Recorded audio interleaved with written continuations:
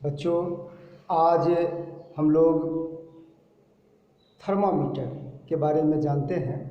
इसमें मुख्य रूप से हम लोग फ़ारेनहाइट और Celsius, degree centigrade, degree F, ये लोग बोलते हैं। तो इसके बारे में हम लोग जानना चाहते हैं, लेकिन उसके पहले हम ये जानना चाहते हैं कि थर्मामीटर बना कैसे है, तब उसका अंतर हमको समझ में आएगा। दूसरी बात, उससे भी पहले हम ये समझते हैं कि थर्मामीटर में उपयोग क्या होता है, वो कैसे रीडिंग लेता है। तो हमारे पास प्रकृति में एक एलिमेंट है, धातु है, जिसको पारा कहते हैं। पारा अन्य धातुओं से कुछ मायने में अलग है। वो ये है कि पारा अकेला धातु है जो लिक्विड फॉर्म में होता है, और जब लिक्विड फॉर्म में होता है तब उसको जो है सो हम लोग थर्मामीटर के में उपयोग करते हैं। दूसरा गुण पारा में ये होता है कि पारा में जब हम हीट देते हैं, हीट एनर्जी देते हैं, तो उसका एक्सपेंशन जो है सो बिल्कुल यूनिफॉर्म होता है। कहने का मतलब हुआ कि अगर 0 डिग्री पर पारा है तो 1 डिग्री तक गर्म किए, तो अगर ये इतना बढ़ा है तो 1 से 2 देंगे तो उतना ही बढ़ेगा। फिर उसी प्रकार 160 से 161 तक अगर गर्म करेंगे, 1 डिग्री का डिफरेंस रहेगा तो उतना ही एक्सपेंशन होता है। तो पारा में यूनिफॉर्म एक्सपेंशन होता है, इसलिए ये पारा हमारे लिए थर्मामीटर के लिए बहुत ही उपयुक्त होता है। बाद में फिर और अलग अलग किस्म का थर्मामीटर लोग बनाए हैं, वैज्ञानिक लोग, लेकिन मुख्य रूप से मेनली जो हम लोग अपने दैनिक जीवन में उपयोग करते हैं रूम टेम्परेचर मापने के लिए या फिर अपने बॉडी का टेम्परेचर मापने के लिए, उसमें पारा का उपयोग होता है। तो आइए देखते हैं। ये थर्मामीटर हमारा एक सेल्सियस है, एक फ़ारेनहाइट है, डिग्री सी, एफ और के की भी चर्चा हम लोग करेंगे। केल्विन क्या होता है, ये तीनों का, केल्विन का उपयोग विज्ञान में ज़्यादा होता है, इसलिए हम लोग उसको भी चर्चा कर ले रहे हैं। ये एक पारा है, थर्मामीटर आप देख रहे हैं। इसके अंदर, इसके नीचे में एक ये घुंडी होती है, एक घुंडी होती है जिसमें कुछ बहुत चमकीला ये घुंडी होता है। ये चमकीला घुंडी नहीं होता, ये तो कांच ही रहता है, लेकिन इसमें ये पारा चूंकि भरा हुआ रहता है, तो पारा चूंकि धातु है, मेटल है, इसलिए इसका मेटेलिक कलर यहाँ दिखता है, बहुत चमकदार दिखता है, शाइनिंग दिखता है। और यहाँ से एक केस नली का बहुत पतली नली यहाँ से लेकर के ऊपर तक जाता है। ये दोनों में ये पारा से जुड़ा हुआ रहता है।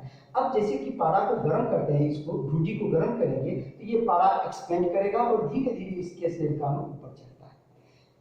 यूनिफॉर्म एक्सपेंशन होता है, इसका फायदा हमको यहाँ पर मिल जाता है। अब क्या करते हैं, ये दोनों थर्मामीटर, कहने के लिए सेल्सियस फ़ारेनहाइट है, ये दोनों का मैन्युफैक्चरिंग सेम होता है। कहाँ पर डिफरेंस होता है वो हम लोग देखते हैं। इस दोनों थर्मामीटर को हम लोग पहले आइस में डाल देते हैं। ये हमारा आइस है, आइस। दोनों थर्मामीटर को आइस में डाल देते। ये 0 डिग्री है। अब ये जहाँ पर ऊपर जाएगा, हाँ एक चीज ध्यान रखते हैं कि इसका प्रेशर एक वायुमंडलीय दाब होना चाहिए, एक एटमॉस्फेरिक प्रेशर होना चाहिए। ये प्रेशर एक एटमॉस्फेरिक होना चाहिए, एक वायुमंडलीय दाब होना चाहिए। इसके बारे में हम लोग दाब के बारे में बाद में चर्चा करेंगे, लेकिन अभी ध्यान में रखते हैं कि एक वायुमंडलीय दाब पर हम लोग इसको जब गर्म करते हैं, और ये पानी, ये बर्फ जो है सो शुद्ध होना चाहिए, इसमें कोई नमक नहीं मिला हो, कोई अलग चीज़ नहीं, मैंने इसमें प्योरिटी होनी चाहिए, प्योर होना चाहिए। तब ये जब बर्फ रहेगा तो इसका तापमान यहाँ पर 0 डिग्री होगा। एक में हम ये दोनों जो है सो रीडिंग जो दे रहा है, एक में हम यहाँ पर 32 लिख देते हैं और दूसरे में यहाँ पर हम लोग 0 लिख देते हैं। अब आगे हम लोग आते हैं,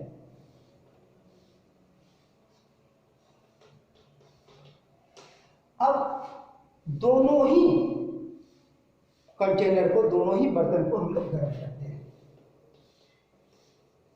गर्म करने पर क्या होता है कि ये गर्म होगा, ये बर्फ गर्म होगा, पिघलेगा। जब तक पिघलेगा तब तक इसका टेम्परेचर 0 ही रहता है। ये भी चर्चा हम लोग बाद में करेंगे। लेकिन जब ये पूरा का पूरा वाटर में कन्वर्ट हो जाता है, तब ये धीरे धीरे गर्म होता है और ये पारा का एक्सपेंशन शुरू हो जाता है, ये ऊपर चला जाता है। दोनों ही थर्मामीटर में चलने लगता है। एक समय आता है जब ये दोनों खौलने लगता है, दोनों ही पात्र का, दोनों ही बर्तन का जल खौलने लगता है, तो ये पारा यहाँ पर चला आया, ये यहाँ पर आ गया। और जब खौलने लगता है तो भी उसका टेम्परेचर रुक जाता है। हम कितना भी गर्म करेंगे यहाँ से पारा ऊपर नहीं जाएगा। इसकी चर्चा भी हम लोग बाद में करेंगे अगले क्लास में। यहाँ पर दोनों थर्मामीटर में एक में 0 लिखे थे, एक में 32 लिखे थे, जिसमें ये बर्फ था, जिसमें आइस था। जब ये ऊपर बढ़ गया, जब ये खौलने लगा, बॉइलिंग पॉइंट पर चला आया, क्वथनांक किसका आ गया, तो एक में 212 लिख दिए और एक में 100 लिख दिए। अब ये फ़ारेनहाइट और ये सेल्सियस। अब क्या करते हैं, 0 से 100 तक जाने में इसका कैलिब्रेशन 100 टाइम्स कर देंगे। 100 टाइम्स हो गया, मान लीजिए ये 100 टाइम्स हो गया। लेकिन यहाँ पर हम लोग ये करेंगे तो 32 से 212 जाने में 180 टाइम्स इसका कैलिब्रेशन 180 बार इसको कर देंगे। बस यही हमारा दो थर्मामीटर बन गया, 2 थर्मामीटर बन गया। एक सेल्सियस जिसमें कि लोअर कैलिब्रेशन 0 डिग्री से शुरू होता है, अपर 100 ऊपर हो जाता है। फ़ारेनहाइट जिस पर कि 32 से आरंभ होता है और 212 पर जाकर के ये हो जाता है, तो ये हमारा फ़ारेनहाइट थर्मामीटर हो गया। अब आते हैं इस दोनों के बीच में संबंध क्या चीज़ है। पारा का रोल खत्म हो गया, पारा समझ गए कि पारा का उपयोग इसलिए होता है कि पारा जो है सो यूनिफॉर्मली एक्सपेंड करता है। जब हम उसको टेम्परेचर देते हैं, इधर टेम्परेचर इज एट 0 डिग्री और at 200 degree, it expands uniformly, इसलिए हम लोग इसको पारा का उपयोग करते हैं। अब हम लोग आते हैं यहाँ पर, इस दोनों में एक रिलेशन, सेल्सियस और फ़ारेनहाइट, इस दोनों में एक रिलेशन हम लोग देखते हैं। सी में लोअर लिमिट है, लोअर रीडिंग है 0, C minus 0, but total calibration 100 and this is equal to F minus lower calibration 32, lower reading 32, total difference 180। 212 में 32 घटा देंगे, 212 में 32 घटाएंगे, 180 हो गया। 1 0 1 0 कट गया। दिस इंपॉर्टेंट, ये C में से 0 गया, यहाँ ओनली C, और ये हो गया 10 बराबर F माइनस 32/80। फिर ये 2 से कट रहा है, 2 5 10, 2 9 जा 80, 2 9 जा 80। ये हो गया हमारा, this implies that C/5 is equal to F minus 32/9। This is the relation between Celsius and Fahrenheit. Celsius thermometer and Fahrenheit thermometer का रिलेशन यही है।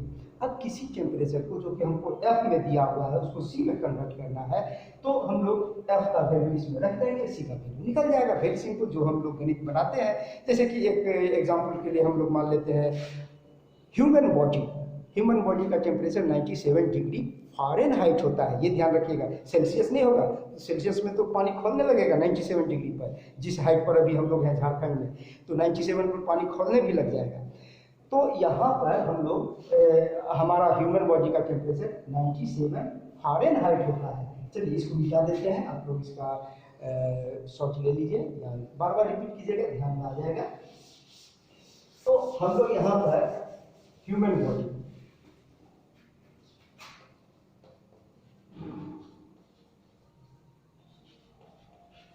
Bodies temperature 97 degree F।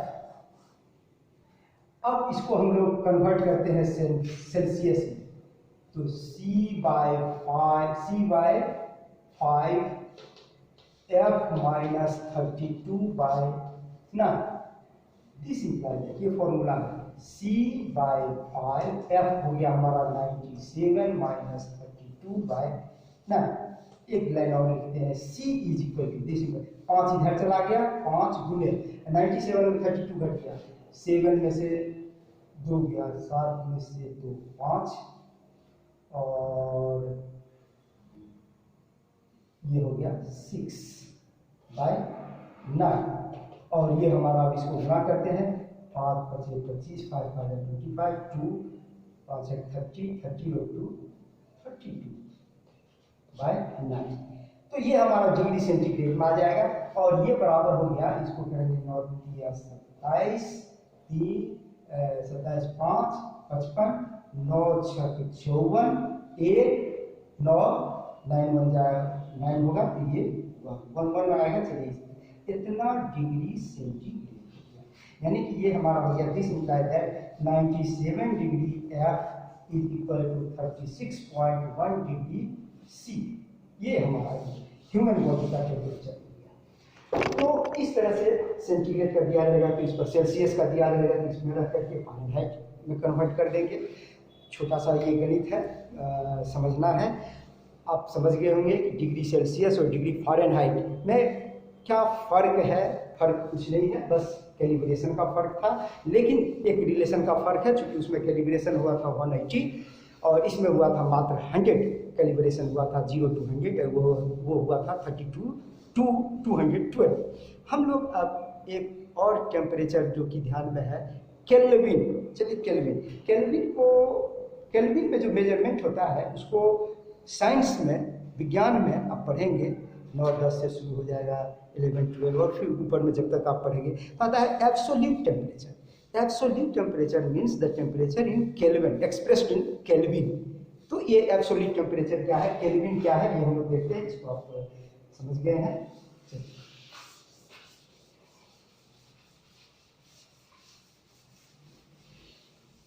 ये डिग्री सेल्सियस से ही रिलेटेड है, जो हम अभी देख रहे हैं। डिग्री सेल्सियस सेम चीज़ है केल्विन, लेकिन इसका रीडिंग अलग होता है। 0 डिग्री सेल्सियस बराबर होगा 273 के। एक सावधानी बरतें, इसमें डिग्री नहीं लिखते, सीधे 273 के लिखते हैं, डिग्री के नहीं लिखते हैं। ये याद रखना है, सावधान रहना है। अब अगर हमको कन्वर्ट करना, इसका आगे ये 0 इज इक्वल टू 273 हो गया, लेकिन आगे अगर हम 10 बढ़ेंगे तो इसमें भी 10 ही बढ़ेंगे, यानी कि डिग्री सेल्सियस का ही मेजरमेंट इसमें जुड़ते चला जाएगा। अगर हम बोलते हैं 20 डिग्री सेल्सियस सेंटीग्रेड, तो ये इसमें 20 जुड़ जाएगा, 20 जुड़ जाएगा, 273 प्लस 20, ये के हो गया, यानी कि 293 के। क्लियर है? अब समझ में आ क्या होगा।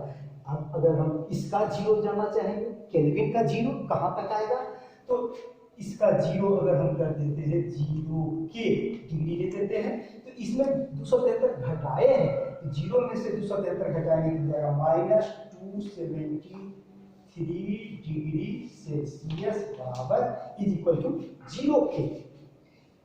तो हम समझ गए हैं कि ये 273 माइनस 273 डिग्री सेंटीग्रेड जो होगा, सेल्सियस होगा, वो 0 के बराबर होगा। थोड़ा दूर लिखा गया है, इसको थोड़ा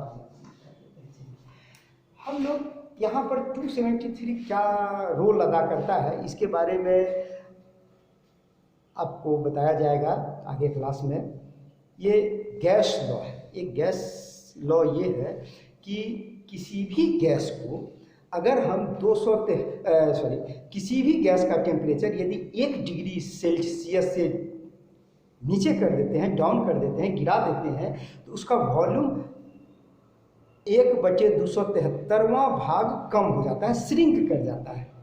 2 डिग्री गिराएंगे तो 2/273वां भाग डाउन हो जाएगा, 3 डिग्री गिराएंगे तो 3/273वां भाग डाउन हो जाएगा। ये गैस लॉ है, ये हम लोग चर्चा करेंगे, ये अलग चैप्टर हो गया। तो यहाँ पर ये देखते हैं, यही 273 का फैक्टर है, 273 का जो रोल है यहीं पर है। तो थियोरेटिकली, सैद्धांतिक रूप से ये होना चाहिए कि 1/273 घटते घटते घटते घटते जब -273 पर जाएंगे तो गैस का वॉल्यूम वैनिश कर जाना चाहिए, 0 हो जाना चाहिए, लेकिन 0 नहीं होता है।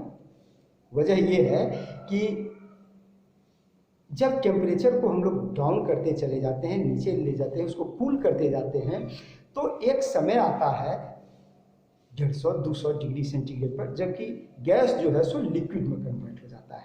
तो गैस लॉ के अनुसार वो 0 होता है ना। अब तो वो लिक्विड हो गया, तो लिक्विड पर तो फॉलो होगा नहीं गैस लॉ, इसलिए उसका टेम्परेचर 0 नहीं होता है। तो टेम्परेचर नहीं, उसका वॉल्यूम 0 नहीं होता है। लेकिन सैद्धांतिक रूप से हमारा ये कहता है कि -273 डिग्री सेल्सियस पर, यानी कि 0 केल्विन पर, 0 इसीलिए हुआ वहाँ पर सारा गैस 0 हो जाता है। अब इसका कैलिब्रेशन, इसका मेजरमेंट यहीं से शुरू हुआ। अब इसको 20 डिग्री सेल्सियस को कोई कहेगा कि एब्सोल्यूट टेम्परेचर में कन्वर्ट कीजिए, आपको कहता है 293 के, एब्सोल्यूट टेम्परेचर 293 के, तो आप नहीं समझे बहुत ज़्यादा टेम्परेचर, ऐसा नहीं है, ये सिर्फ इसमें 273 घटा देंगे, 20 डिग्री सेल्सियस हो गया हमारा। तो एब्सोल्यूट टेम्परेचर, एब्सोल्यूट टेम्परेचर ये केल्विन में आता है, केल्विन में आता है, के डिग्री के नहीं रहता है, केल्विन। तो हम लोग आज तीनों चीज समझ गए, डिग्री सेल्सियस, डिग्री फ़ारेनहाइट और kelvin, that is absolute temperature क्या है, और इसके बारे में हम लोग चर्चा कर चुके हैं।